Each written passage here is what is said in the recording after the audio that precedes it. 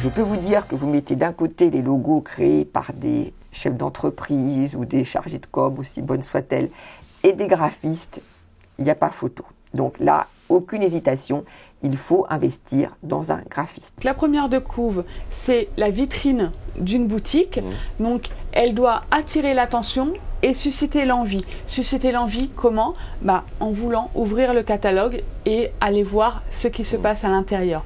Sur la couverture, il est vivement conseillé de faire passer un seul message. Il faut faire la différence entre les décisions qui sont prises directement et uniquement par le président du tribunal de commerce et par le tribunal de commerce dans son ensemble. Les procédures amiables dépendent de la volonté et de la décision du président du tribunal de commerce. Le dirigeant de la petite entreprise est exposé à 3 risques qui lui sont spécifiques. Premièrement, la solitude décisionnelle. Devoir, année après année, décider seul sans bénéficier d'un staff important, comme dans les grands groupes par exemple, est souvent anxiogène. Il faut avoir un réflexe que n'ont pas les TPE-PME, parce qu'on se dit qu'on se fait confiance, parce qu'on se dit qu'on va tout se dire, parce qu'on se dit qu'on est une petite famille.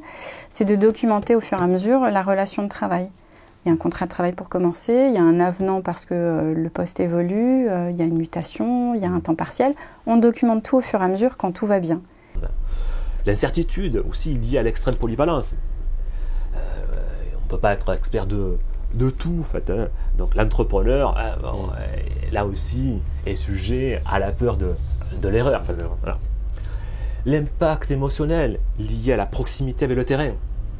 Pas de DRH pour annoncer les licenciements. Pas de directeur commercial pour recevoir l'agressivité de certains clients.